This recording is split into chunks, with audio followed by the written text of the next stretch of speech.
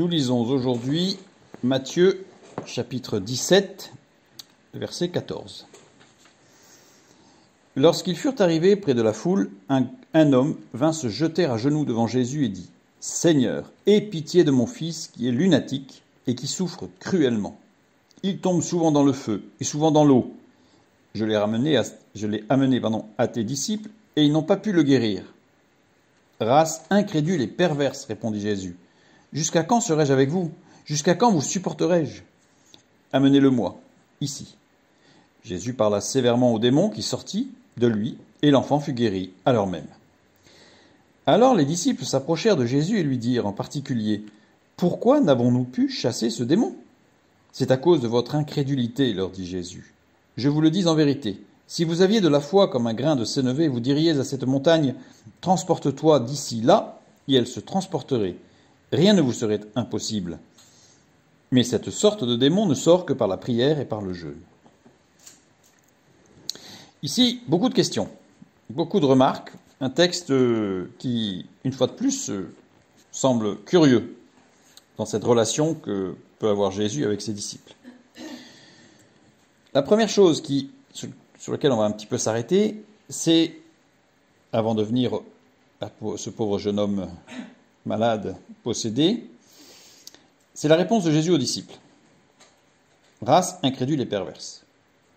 C'est une réponse qui semble dure, à la limite même violente. Mais en fait, Jésus ne fait que reprendre des termes de l'Ancien Testament que l'on peut trouver dans le livre du Deutéronome, par exemple. Et cette race, qui a été traduite par race incrédule et perverse, c'est une traduction d'un terme en hébreu qui veut dire cette génération. Déjà, ça change les choses. Cette génération incrédule et perverse.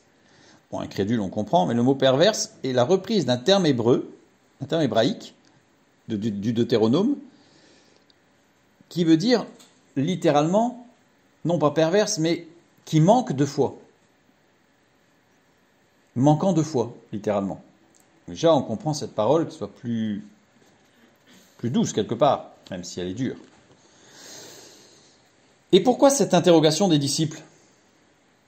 Eh bien parce que, quelque temps avant, les disciples ont pu eux-mêmes expérimenter des guérisons, ont pu eux-mêmes chasser des démons. Et donc forcément, là, ils arrivent face à une situation, on dit facile, on a déjà fait, on a déjà vu, hop, on prie et c'est fait, et non. Et non. Ça ne fonctionne pas. Donc, d'où leur interrogation. Et cette réponse de Jésus qui en réalité est en deux temps. Mais avant de voir cette réponse en deux temps, arrêtons-nous sur cette autre parole de Jésus qui suit « Jusqu'à quand vous supporterai-je » Alors là, on a l'impression que Jésus, il est exaspéré, quoi. Il n'en peut plus. C'est dommage cette traduction, parce que le texte littéral, c'est « Jusqu'à quand vous supporterai-je » mais c'est le verbe « supporter » comme un tuteur qui supporte un arbre. C'est-à-dire, jusqu'à quand aurez-vous besoin d'être porté ? C'est déjà différent. Donc, d'où l'ambiguïté du terme français qui peut avoir les deux sens. Donc, jusqu'à quand Mais quand est-ce que vous serez mature ? Quand est-ce que vous serez suffisamment fort pour pouvoir marcher seul ? C'est ça la question. Donc, il n'y a pas d'exaspération. C'est plutôt essayer de dire aux disciples, mais essayer de réaliser qu'il faut que vous grandissiez là. Il va falloir que cette expérience vous serve à grandir. À grandir dans la foi. Puisqu'il leur dit qu'il manque de foi. Donc là, on comprend mieux. Première réponse de Jésus, donc, gens de peu de foi, à cause de votre incrédulité, c'est-à-dire de votre manque de foi. Et la foi, on l'a déjà vu, 3 axes. Écouter, parler, agir. Là, les disciples, ils ont agi. Ils ont parlé, ils ont prié, ils ont pas de souci. Mais ont-ils vraiment écouté ? Ont-ils vraiment écouté ? La maturité spirituelle, c'est justement les 3 axes. La maturité spirituelle, c'est pas faire plein de choses. La maturité spirituelle, c'est pas connaître plein de choses. La maturité spirituelle, c'est pas méditer très longtemps pendant des heures et des heures. La maturité spirituelle, c'est l'ensemble. Un équilibre avec l'ensemble. Un équilibre avec l'ensemble. Et la seconde parole réponse de Jésus qui se trouve tout à la fin, mais cette sorte de démon ne sort que par la prière et par le jeûne. Et là, il donne quelque part pourquoi. Pourquoi ça ne marche pas? Parce que vous n'avez pas écouté. Pourquoi? Parce que la prière, d'accord, mais le jeûne, qu'est-ce que le jeûne? Le jeûne, c'est mettre son corps au repos. C'est imposer à son corps, quelque part, de se mettre au silence.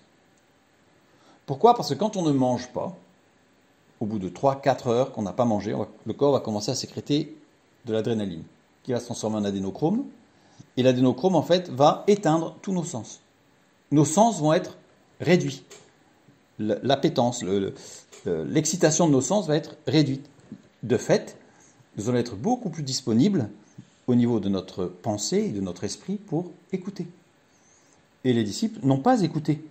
Et d'ailleurs, il le dit bien quand il dit « Si vous aviez de la foi comme un grain de sénévé, vous diriez à cette montagne, transporte-toi d'ici là, elle se transporterait. » Alors, quand on lit texte comme ça, on se dit « Ouh là là, on devient tout puissant là. » Mais sauf qu'il y a, une fois de plus, une conjugaison qui n'est pas rendue, c'est la voix moyenne déponente qui nous dit que si vous demandiez à cette montagne, vous diriez à cette montagne, transporte-toi d'ici, mais si vous diriez, parce que le Saint-Esprit vous a amené à le faire, alors elle se transporterait. Comme c'est une conjugaison à cette forme-là, très particulière, ça veut dire que si tout ce que l'on fait, impulsé par le Saint-Esprit, donc dans un esprit d'écoute, tout va se réaliser. Mais si vous faites quelque chose qui n'est pas impulsé par le Saint-Esprit, ne soyez pas surpris que ça ne se réalise pas. C'est ce qui se passe ici. C'est ce qui se passe ici. Et donc, ce jeûne, les disciples leur disent, mais si vous aviez... Ok, vous priez et il ne se passe rien. Donc là, il faut se poser la question de dire, ah, il y a quelque chose qui m'échappe, je me mets à l'écoute. Je vais prendre le temps de demander à Dieu qu'est-ce qui se passe. Et le jeûne est un des moyens d'écoute particulier, très puissant, à titre personnel. Et à ce moment-là, vous auriez vu que, parce que dans le texte, il explique, quand il dit « cette sorte de démon ». Dans le texte littéral, il n'y a pas de démon. Il n'y a pas de démon, en fait, dans cette phrase. Et cette sorte, le terme grec « génos », qui est la racine de tout ce qui est génétique, le gène, eh bien, vous auriez vu que ce jeune homme, il avait deux problèmes. Il avait un problème génétique et un problème spirituel. Et là, vous avez géré que le problème spirituel, mais vous n'avez pas géré le problème génétique.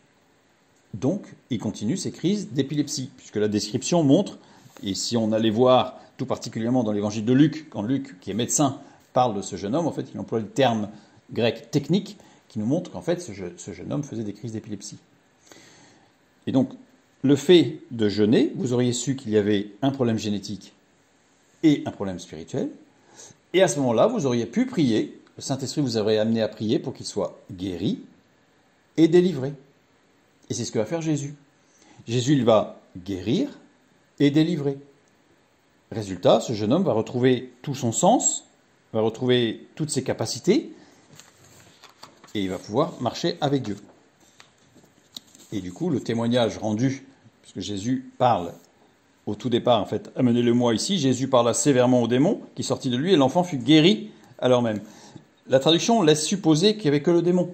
Mais la traduction littérale, il manque le verbe, ici, qui dit qu'il a été guéri et délivré, les deux. Parce que Jésus savait. Mais pourquoi il savait Jésus? Parce que, à maintes reprises dans le texte biblique, nous avons ces pauses, entre guillemets, Jésus se retira seul, prier. Jésus, en fait, tout son ministère est ponctué de toutes ces petites pauses d'écoute. Il se retira seul, prier. Pourquoi il se retirait seul, prier? Parce qu'il se mettait à l'écoute de Dieu le Père, sur terre, pour dire, c'est quoi la prochaine étape? Et à ce moment-là, le Père lui disait, c'est la prochaine étape, c'est ça, ça, ça et ça. Il allait dans la ville où il allait, et partout où il allait, des gens étaient guéris, mais pas tous, toutes les maladies étaient guéries, mais tous ceux qui étaient sur le chemin que Dieu avait préparé, etc., etc. Donc ici, on a un enseignement très très fort pour amener à la maturité. La maturité, c'est l'écoute, la prière et l'action. Et les disciples, il leur manquait l'écoute. il en manquait l'écoute pour être mûr, pour être mature, pour être solide. Tout ce petit passage qui passe rapidement, puisque quelque part un peu dans la suite des autres miracles, donc un miracle de plus, mais en réalité est un miracle très particulier. Puisque nous avons des passages où il y a des miracles de guérison, il y a des passages où il y a des délivrances de démons, et là nous avons les deux. Ça montre que face à la maladie, face au handicap, attention de catégoriser très vite. Pour certains, tout est démoniaque, pour d'autres, tout est maladif. Attention, sachons faire la part des choses. Dans certains cas, oui, c'est une maladie. Dans d'autres cas, oui, c'est démoniaque. Dans d'autres cas, c'est deux choses différentes qui se cumulent. Soyons à l'écoute du Saint-Esprit.